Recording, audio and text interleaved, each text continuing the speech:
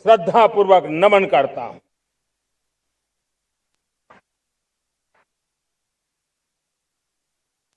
आज जो इस समारोह में उपस्थित है, उन सब के लिए आज एक ऐतिहासिक पल भी है।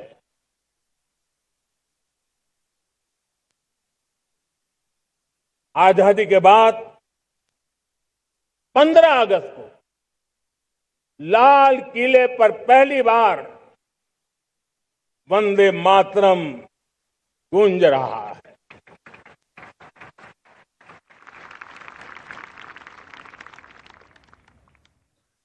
आज जब हम देश के लोग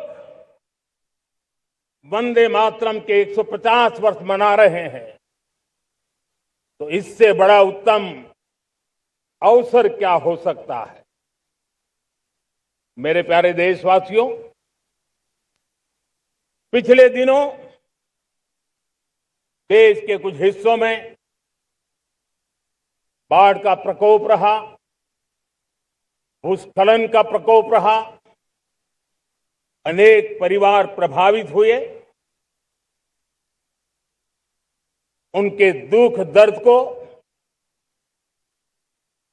हम भली भांति अनुभव करते हैं। पीड़ित परिवारों को मैं विश्वास दिलाता हूं कि हम और पूरा देश उनके साथ खड़े हैं। मेरे प्यारे देशवासियों, कोई भी राष्ट्र तब महान बनता है,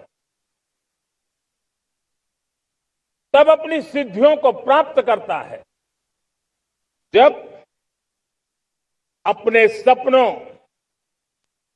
अपने संकल्पों और अपने सामर्थ्य के दम पर आगे बढ़ता है। मेरे देशवासियों, अब छोटे सपनों से चलने वाला नहीं है। हमें बड़े सपने, क्योंकि बड़े सपने हमारी सोच को भी विस्तार देते हैं, हमारी सोच की क्षितिज को विस्तृत करते हैं। हमारे संकल्प दृढ़ होने चाहिए। जब संकल्प दृढ़ होता है, तो कठिनाइयों से, आपदाओं के बीच से रास्ते निकालने का सामर्थ्य अपने आप उभर करके आता है। और मेरे प्यारे देशवासियों, हमारे संकल्प भी ऊंचे होने चाहिए, क्योंकि जब सपने ऊंचे होते हैं, संकल्प ऊंचे होते हैं, तो हमारे सामर्थ्य की ऊंचाई भी बढ़ती है, हमारे प्रयासों की ऊंचाई भी बढ़ती है, और तब जाकर के हम सपनों को साकार कर सकते हैं। मेरे प्यारे देशवासियों, आज भारत ने भी एक बहुत बड़ा सपना देखा है, दृढ़ संकल्प के साथ देखा है। नई ऊंचाइयों को छूने के लिए देखा है, और वो सपना है, जब आजादी के 100 साल होंगे, 2047 में हम विकसित भारत बना के रहेंगे। 140 करोड़ देशवासियों के पुरुषार्थ से इस लक्ष्य को हमें हासिल करना है। और जब दुनिया की सबसे बड़ी आबादी वाला देश विकसित होने का संकल्प लेता है, तो ये दुनिया की नजरों में भी हमारे साहस का परिचायक बन जाता है। दुनिया हमारी तरफ देखने का नजरिया बदलने के लिए मजबूर हो जाती है। प्यारे देशवासियों, और मैं ऐसे ही नहीं कह रहा हूं।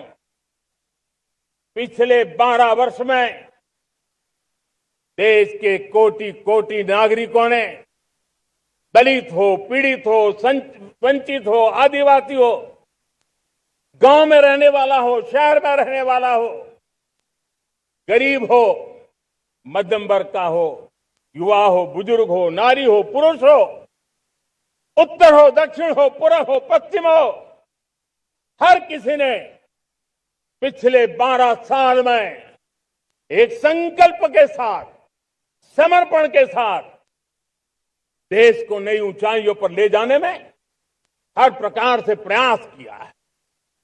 मैं उनके इस प्रयासों का आदरपूर्वक स्वीकार करता और उसी का परिणाम है कि इतने कम समय में 25 करोड़ देशवासी गरीबी को परास्त करके गरीबी से बाहर निकले हैं। इन्हीं देशवासियों का प्रयास का परिणाम है कि हम कभी फ्रेजाइल 5 में गिरे जाते थे। 12 साल के भीतर भीतर हम एक मेजर इकोनॉमी में फास्टेस्ट ग्रोइंग इकोनॉमी बन गए हैं। साथियों, देश आजाद हुआ, बहुत सारे सपने लेकर के आजाद हुआ, लेकिन हम गति नहीं पकड़ पाए, रफ्तार नहीं पकड़ पाए। होती है, चलती है, अरे हो जाएगा, देखा जाएगा, उसी में खोए रहे। 2014 तक आते आते तो पूरे विश्व ने हमें फ्रेजाइल 5 के उस में डंप कर दिया था। ऐसे समय पिछले 12 साल में भारत ने एक नई रफ्तार पकड़ी, तेज गति से हम आगे बढ़ रहे हैं और देशवासियों का संकल्प है कि अब 140 करोड़ देशवासियों के संकल्प को, सामर्थ्य को रोकना नामुमकिन है। प्यारे देशवासियों, पिछले 12 वर्षों में डिफेंस प्रोडक्शन करीब 4 गुना हुआ, खादी और ग्रामोद्योग का उत्पादन करीब 5 गुना हुआ, इलेक्ट्रॉनिक मैन्युफैक्चरिंग करीब 7 गुना बढ़ा, आधुनिक रेलवे कोच का निर्माण 21 गुना बढ़ा, मोबाइल फोन उत्पादन 33 गुना बढ़ा। इतना ही नहीं, आधुनिक युग को देकर के भी डिजिटल और इनोवेशन की दुनिया में भी हमने अपना परचम लहराया। इंटरनेट यूजर, इंटरनेट कंज्यूमर करीब करीब 4 गुना बढ़े, पेटेंट ग्रांट होने की संख्या 4 गुना बढ़ी, डिजिटल ट्रांजैक्शन 100 गुना बढ़े। सामान्य मानवीय की सुविधाओं की तरफ भी हमने उतना ही गंभीरता से काम किया। हर साल औसतन 15 गुना ज्यादा तेजी से हमने नल से जल कनेक्शन दिए। हर साल औसतन 6 गुनी ज्यादा रफ्तार से लोगों को गैस कनेक्शन दिए।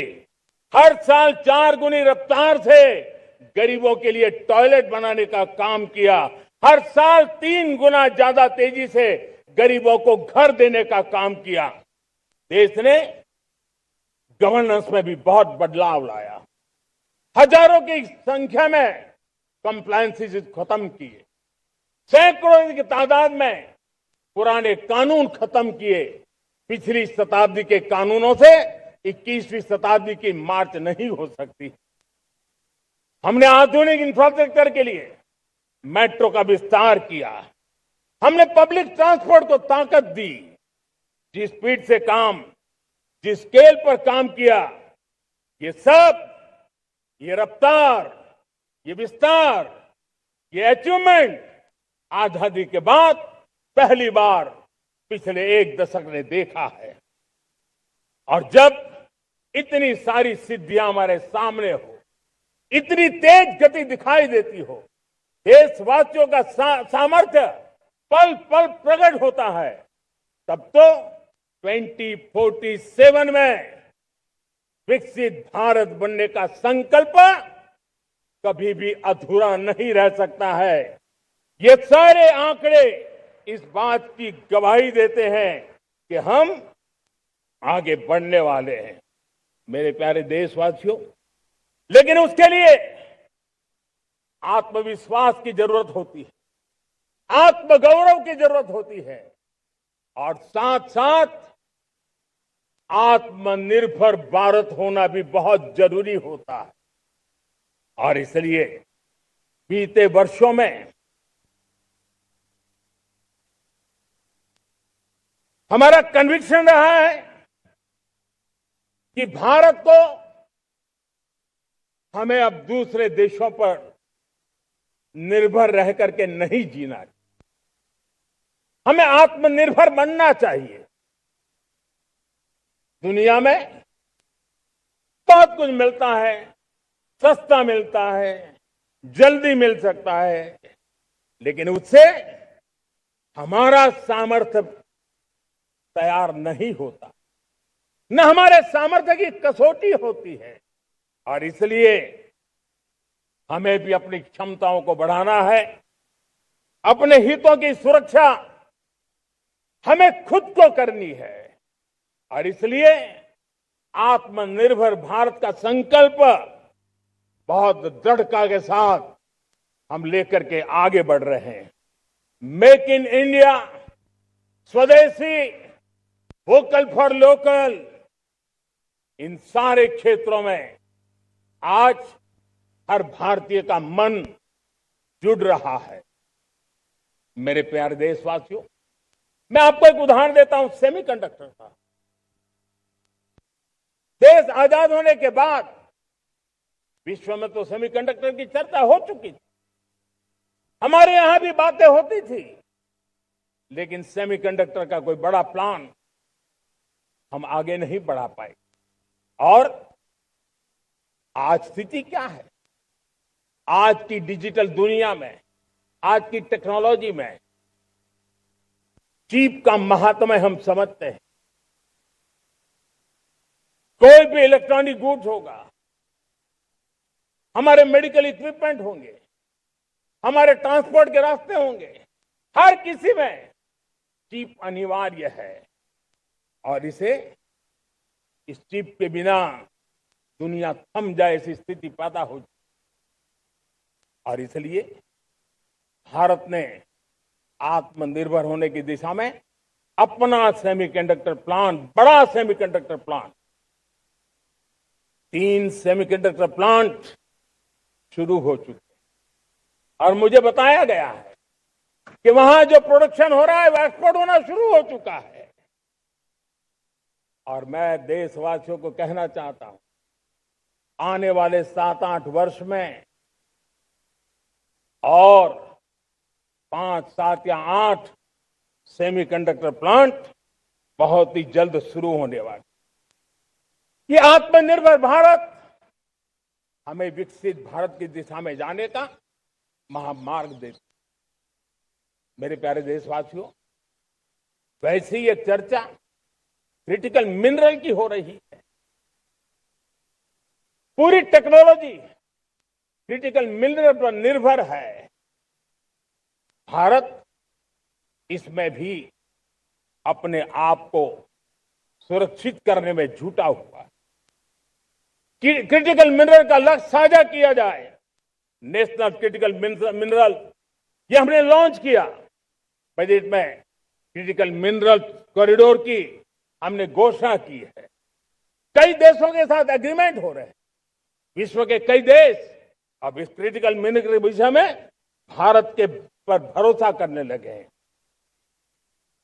मेरे प्यारे देशवासियों, जैसे सेमीकंडक्टर की बात हो, क्रिटिकल मिनरल की बात हो, वैसे ही जिस टेक्नोलॉजी की दिशा में हम जा रहे हैं, दुनिया जा रही है, उसमें एनर्जी का महत्व और बढ़ता चला जा रहा है।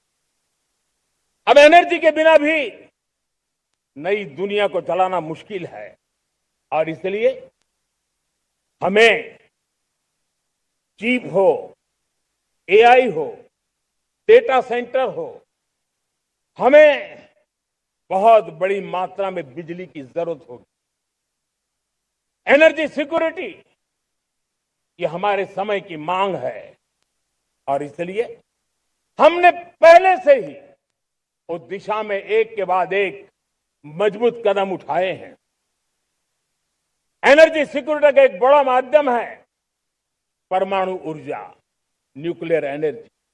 हमने पार्लियामेंट में शांति एक्ट पास कर करके एक नए लक्ष्य तरफ जाने का रास्ता तय कर लिया है। 2047 तक हम 100 गीगावाट न्यूक्लियर पावर का लक्ष्य लेकर के चल रहे हैं।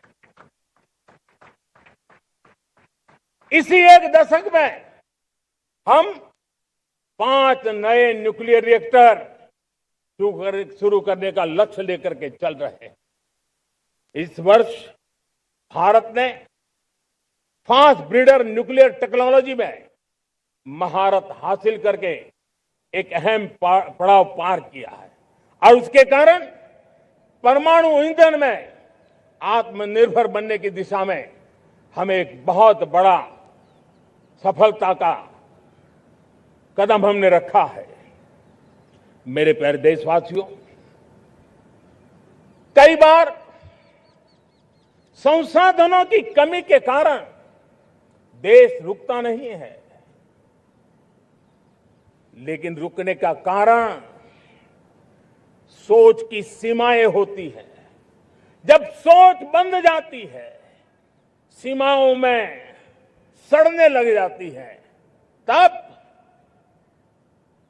हम अपने सामर्थ्य को भी पहचान नहीं पाते हैं। देश को आज कच्चे तेल पर निर्भर रहना पड़ रहा है और हमारी गलत सोच के कारण है। आप जान के हैरान हो जाएंगे, हमने समुद्री तट पे 99% हमारा समुद्री तट का पूरा हिस्सा ऐसी सोच के कारण नो गो एरिया घोषित करके रखा था। हमने ही समंदर के अंदर जाकर के एक्सप्लोरेशन न करने का निर्णय कर लिया था। ये सोच का दारिद्र्य था। हमने फैसला किया ये नहीं चल सकता।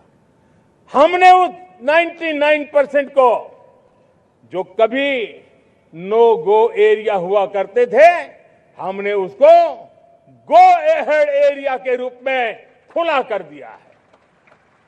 और अब हम समुद्र के भीतर भी एक्सप्लोरेशन करने की और नए नए भंडार खोजने की दिशा में हम प्रवृत्त हैं, हम प्रयास कर रहे हैं। हमने पिछले वर्ष उसी दिशा में एक महत्वपूर्ण कदम रखते हुए समुद्र मंथन की घोषणा की थी और पिछले दिनों हमने 85,000 करोड़ रुपए इस काम के लिए आवंटित करके काम को गति देने का निर्णय कर लिया है। मेरे प्यारे देशवासियों, एनर्जी सिक्योरिटी, इसका मैंने कहा कि हमें ऑल्टरनेट स्रोतों की तरफ भी पूरी शक्ति लगाना बहुत जरूरी है और इसलिए ऊर्जा का सही इस्तेमाल बढ़ाते हुए भारत इसी दिशा में आज तेजी से काम कर रहा है। 2014 से पहले, मतलब आज से 12 साल पहले, हमारे देश में सिर्फ 70 शहरों में पाइप से गैस की व्यवस्था थी, पाइप से गैस डिस्ट्रीब्यूशन होता था। 12 साल में इन 70 शहरों को हमने 700 शहरों तक पहुंचा दिया है। ये होती है रफ्तार, ये होता है विस्तार। 2014 के पहले मुश्किल से 20-22 लाख घरों में पाइप से गैस पहुंचता था। आज 1.25 करोड़ घरों में पाइप से गैस पहुंचाने का काम हो रहा है। 12 वर्ष पहले देश में सोलर एनर्जी की कैपेसिटी सिर्फ 2 गीगावाट थी। 2 गीगावाट। आज 160 गीगावाट हमने प्राप्त किया है लक्ष्य। मेरे प्यारे देशवासियों, मैं एक और जानकारी देता हूं।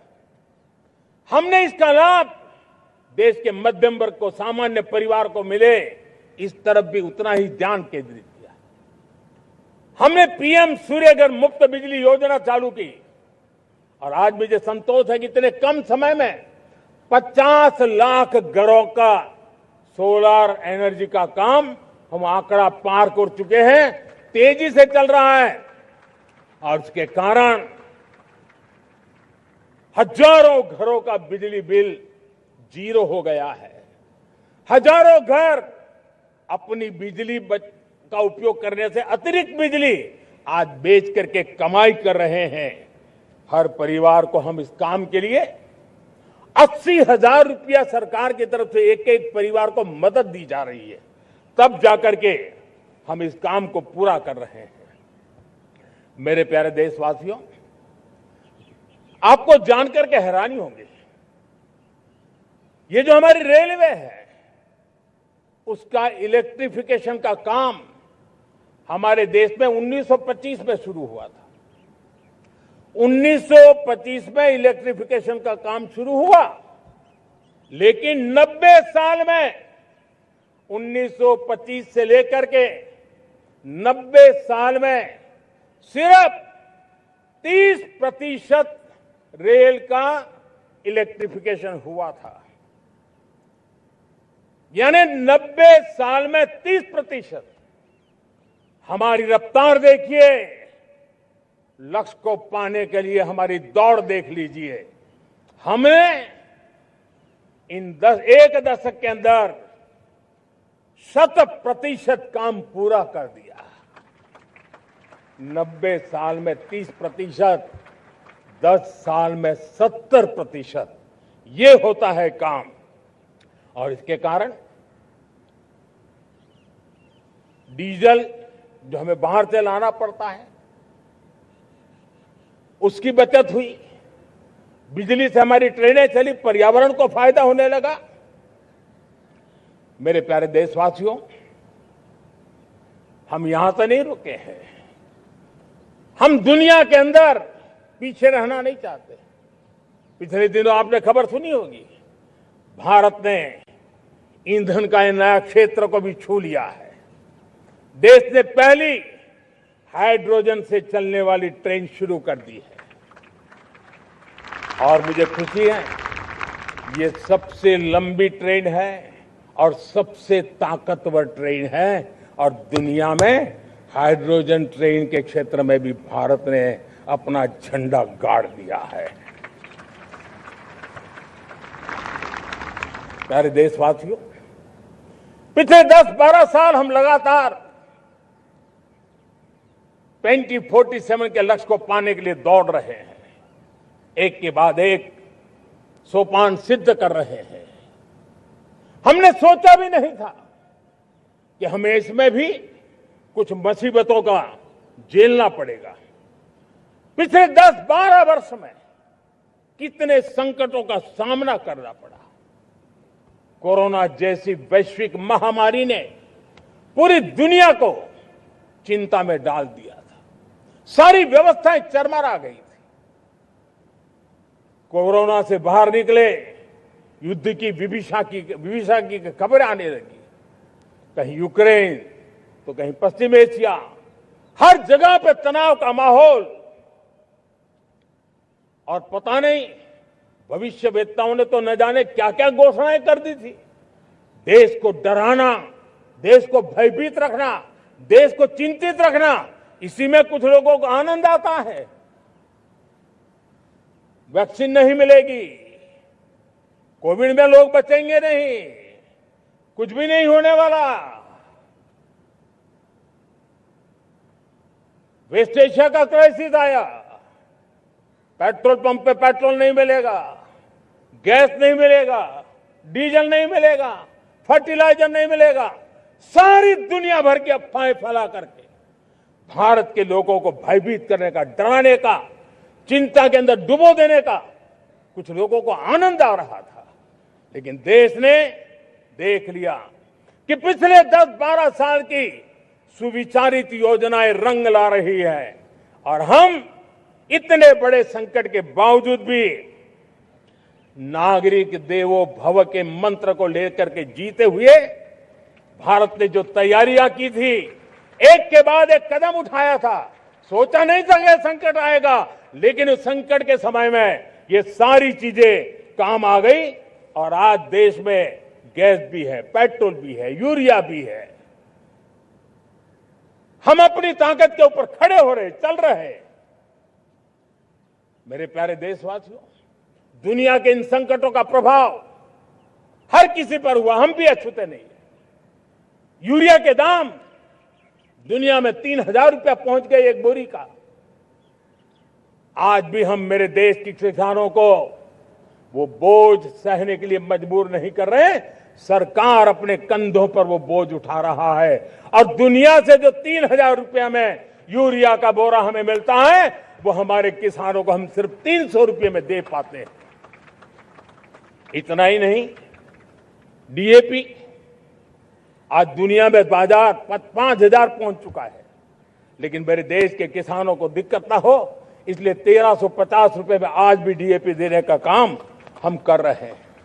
मेरे प्यारे देशवासियों, एक समय था जब मैं आत्मनिर्भरता की बात कर रहा था तो कुछ लोग एयर कंडीशन चैम्बर में बैठ करके सोचने वाले लोग हमें बता रहे थे ग्लोबलाइजेशन का क्या होगा।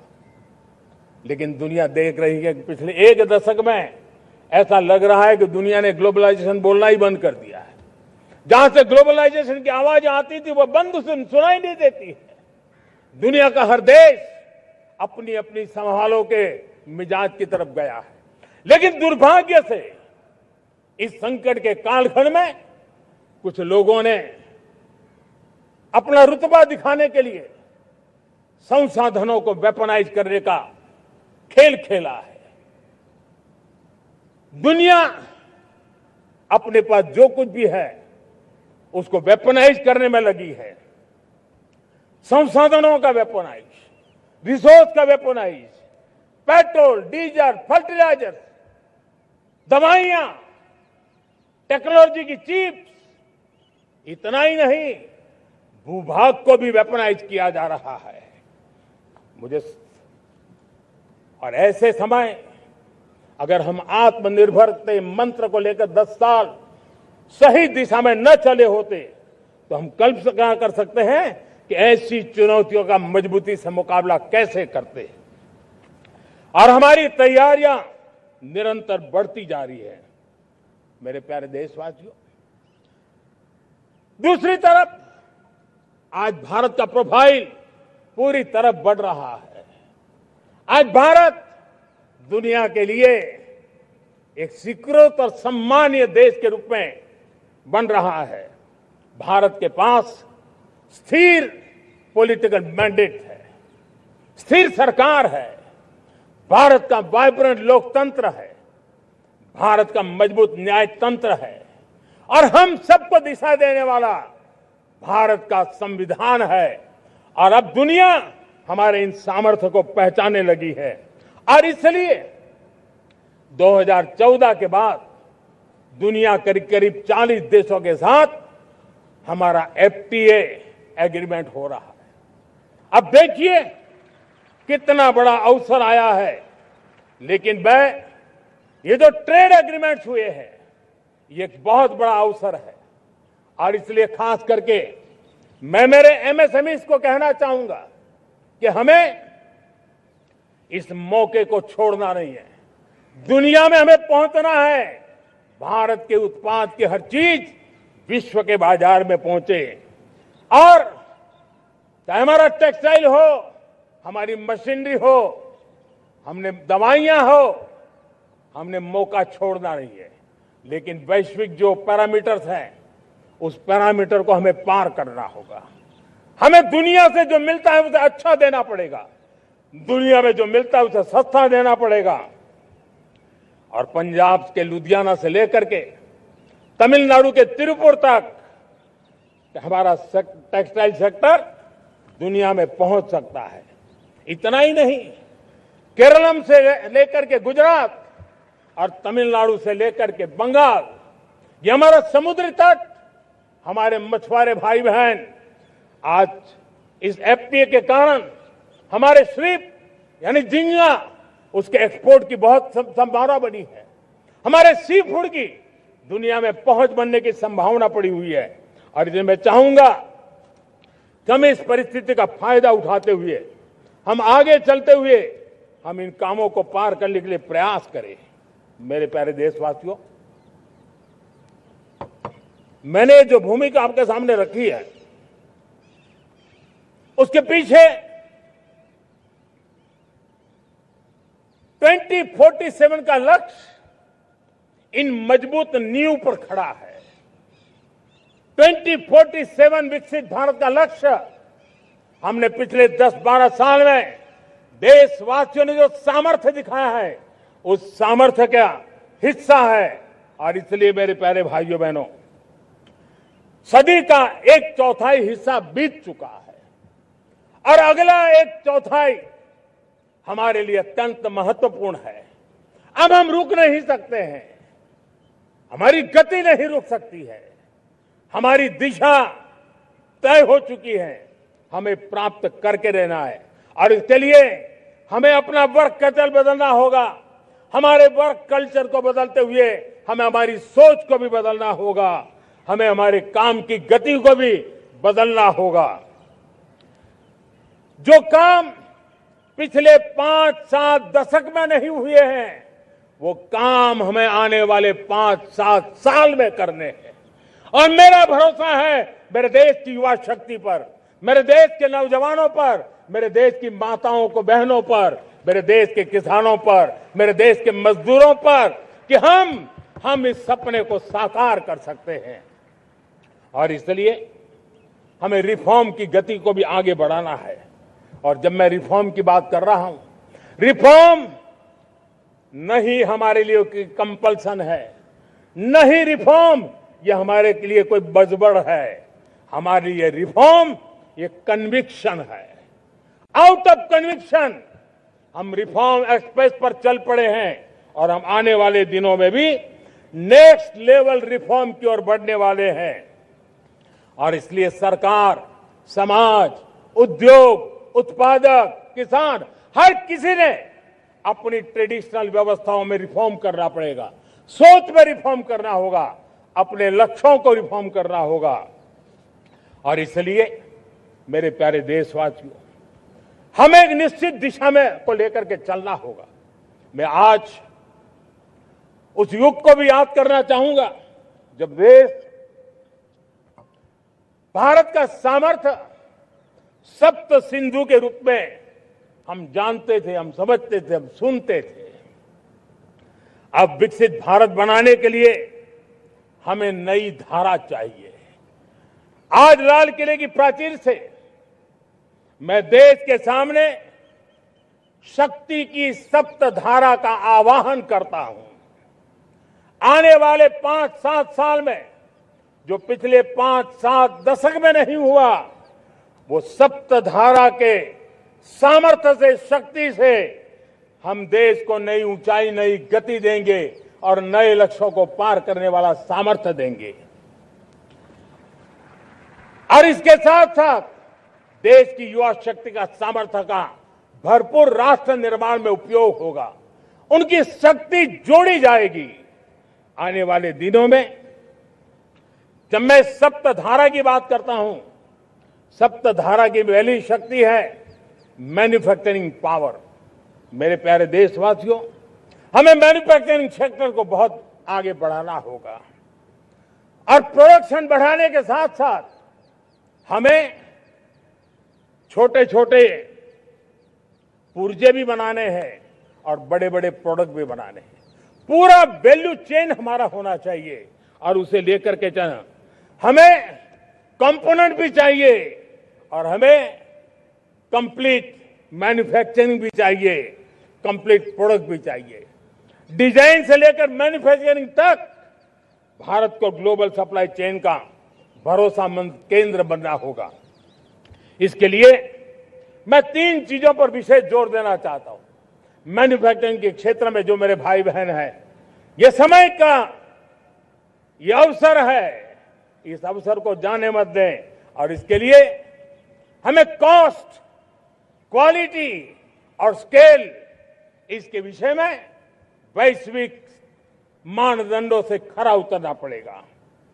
हमारी फैक्ट्रीज कॉम्पिटिटिव हो, हमारे प्रोडक्ट्स यूजर फ्रेंडली हो, हमारा पैकेजिंग दुनिया के लोगों को लुभावने वाला हो, आकर्षित करने वाला हो, हमारा जीरो डिफेक्ट प्रिसिजन मैन्युफैक्चरिंग, ये हमारी पहचान बनना चाहिए। हर मैन्युफैक्चरर, हर एंटरप्रेन्योर, हर एमएसएमई से मैं कहना चाहता हूं, ग्लोबल मार्केट में हमारी पहचान विश्वसनीयता और गुणवत्ता के आधार पर होनी चाहिए। क्वालिटी के संबंध में नो कॉम्प्रोमाइज, और इसलिए हमारा मंत्र क्वालिटी क्वालिटी क्वालिटी होना चाहिए। यही हमारा ग्लोबल ब्रांड वैल्यू बनेगा। मेरे प्यारे देशवासियों, इस सप्तधारा की दूसरी शक्ति है कृषि और फूड प्रोडक्शन, फूड प्रोसेसिंग। हमें इस दिशा में आगे बढ़ना होगा। हमारे किसानों ने, अब दुनिया के बाजार खुल चुके हैं, एफपीए के कारण हमें एक बहुत बड़ा मार्केट मिल रहा है। हमें वहां पहुंचना है, हमें उस जगह को हाथ लगाना है। हमें खेत से लेकर एक्सपोर्ट मार्केट की ओर जाना होगा। हमारे पारंपरिक खान पान हो, हमारे मिलेट्स हो, हमारे मसाला हो, हमारे फल हो, फूल हो, क्या कुछ नहीं है हमारे पास, वो ग्लोबल ब्रांड्स बनने चाहिए। हमारे किसान केमिकल फ्री खेती को बल देंगे, दुनिया में इनकी मांग और बढ़ने वाली है। और जो ग्लोबल पैरामीटर्स के अंदर हर प्रकार से सिद्ध होने वाले हमारे एग्रो प्रोडक्ट होंगे, तो दुनिया में हम आसानी से पहुंच पाएंगे। मेरी सप्तधारा की तीसरी शक्ति है टेक्नोलॉजी और इनोवेशन। मेरे प्यारे देशवासियों, आज जमाना एआई का है, क्वांटम का है, स्पेस का है, रोबोटिक्स का है, डेटा सेंटर्स का है। पूरी तरह एक नया क्षेत्र खुल चुका है। और इमर्जिंग टेक्नोलॉजी ये भी हर पल हमें चुनौती दे रही हैं। और इसलिए देश को दुनिया के लिए मार्केट नहीं बना देना, हमें इनोवेशन का हब बनना है। हमने यूपीआई और डिजिटल पब्लिक इंफ्रास्ट्रक्चर में लोहा मनवा लिया है, हमारी ताकत का परिचय करवा दिया है। अब भारत को डिजिटल पब्लिक टेक्नोलॉजी, उसको भी दुनिया के कोने कोने तक पहुंचाना है। भारत को नेक्स्ट जनरेशन कम्युनिकेशन टेक्नोलॉजी में लीड करना है। मेड इन इंडिया 6G हर कोने में पहुंचे, ये हमारा लक्ष्य होना चाहिए और हमें उसमें तेजी करनी चाहिए। और इसके लिए हमारा प्रयास कम नहीं होना चाहिए। सप्तधारा की चौथी शक्ति है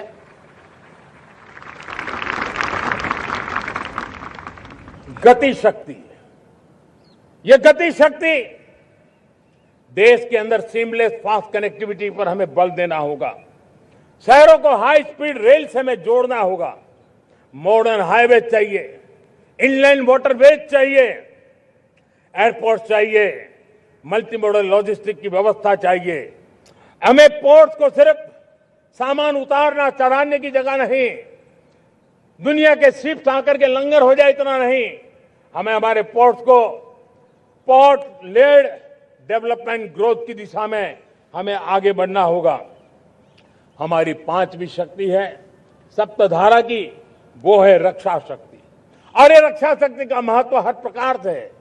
मेरे प्यारे देशवासियों, डिफेंस में आत्मनिर्भर होना अब भारत ने अनुभव कर लिया, दुनिया ने अनुभव कर लिया है। इसके बिना कोई चारा नहीं है। विश्व जब अपनी अपनी ही सोच रहा है, तब भारत विश्व के लिए बाजार बन करके नहीं रह सकता है। हमें डिफेंस के क्षेत्र में आत्मनिर्भर होना होगा। Next generation defence technology develop करके हमें ग्लोबल सप्लायर बनने की दिशा में हमें लक्ष्य लेकर के चलना है। हमें ड्रोन, काउंटर ड्रोन सिस्टम को विकसित करना होगा और हाइपरसोनिक डिफेंस टेक्नोलॉजीज, उस पर हमें लीडरशिप लेनी होगी। साथियों, साइबर सुरक्षा भी आज हर घर के लिए एक समस्या बन रही है। वो भी एक रक्षा का क्षेत्र है जिसमें हमारे युवाओं की जो सामर्थ्य है, उस सामर्थ्य का उपयोग हम देश के और दुनिया के लिए कर सकते हैं। हमारी सप्तधारा की छठी शक्ति है ग्रीन इकोनॉमी, ब्लू इकोनॉमी, जो ग्रीन जॉब को भी जन्म देती है। हमें green hydrogen, renewable energy, energy storage, green mobility, green manufacturing in global scale हमें पा करके रहना है। हमें दुनिया जब ग्लोबल वार्मिंग की चर्चा करती रहती है, हम रास्ते खोजते रहते हैं, हम समस्याओं का समाधान दे रहे हैं। और भारत ये ग्रीन मूवमेंट का बहुत बड़ा सामर्थ्य लेकर के चलिए। भारत के पास ब्लू इकोनॉमी के लिए भी बहुत बड़ा अवसर है। बहुत बड़ा लंबा हमारा कोस्ट लाइन है। ब्लू इकोनॉमी के लिए बहुत बड़े अवसर है। फिशरीज है, कोस्टल टूरिज्म है, ओशन टेक्नोलॉजी है। ऐसे कितने ही क्षेत्र हैं जिसमें हम आगे बढ़ सकते हैं। मेरे प्यारे देशवासियों, भारत